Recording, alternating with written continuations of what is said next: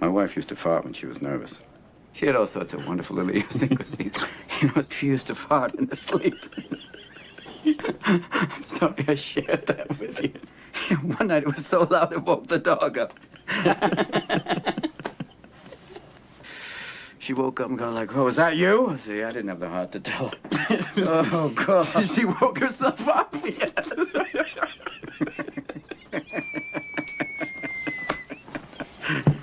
Oh, Christ. But Will, she's been dead 2 years, and that's the shit I remember. It's wonderful stuff, you know? Little things like that. Yeah, but those are the things I miss the most. The little idiosyncrasies that only I knew about. That's what made her my wife. Boy, and she had the goods on me, too. She knew all my little peccadillos.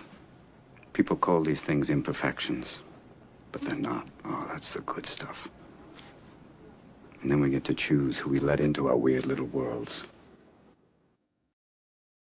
There was something you said that it's not all about me.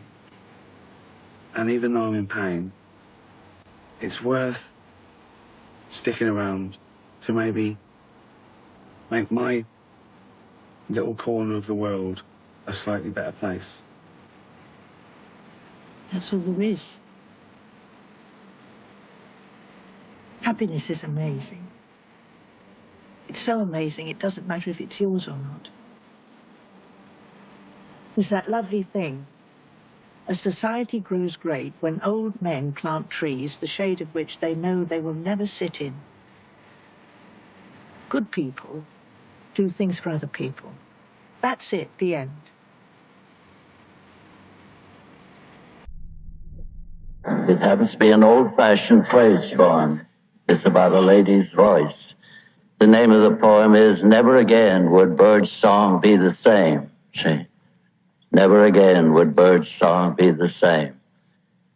He would declare and could himself believe that the birds there in all the garden round, from having heard the day-long voice of Eve, had added to their own an oversound, her tone of meaning, though without the words. Admittedly, an eloquence so soft could only have had an influence on birds when call of laughter carried it aloft. Be that as may be, she was in their song. Moreover, her voice upon their voices crossed had now persisted in the woods so long that probably it never would be lost. Never again would Bird's song be the same, and to do that to birds was why she came.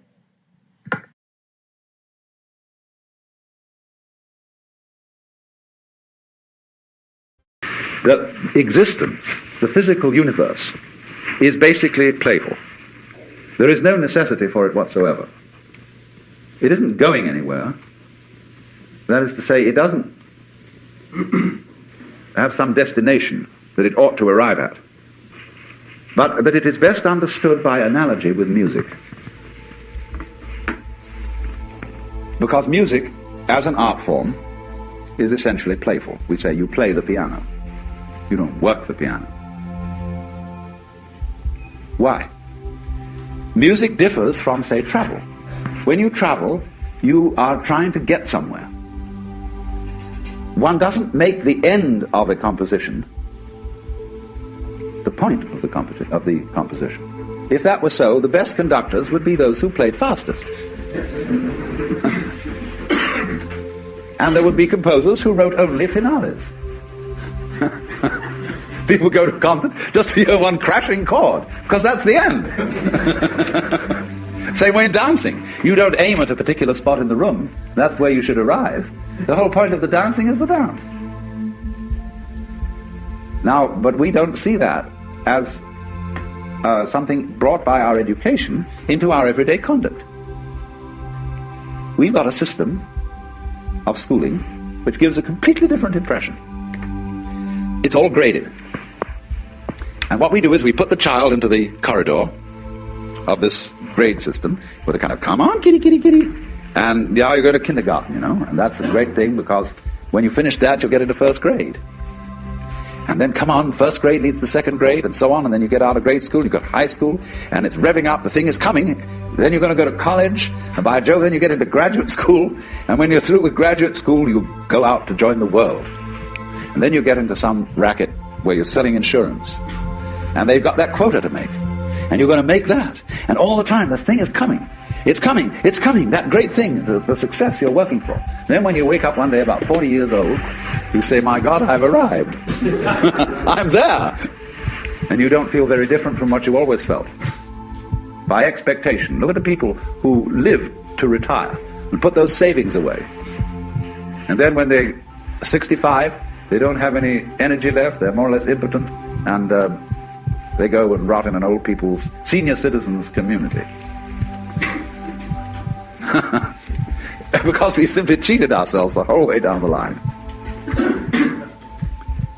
We thought of life by analogy with a journey, with a pilgrimage, which had a serious purpose at the end, and the thing was to get to that end, success or whatever it is, or maybe heaven after you're dead.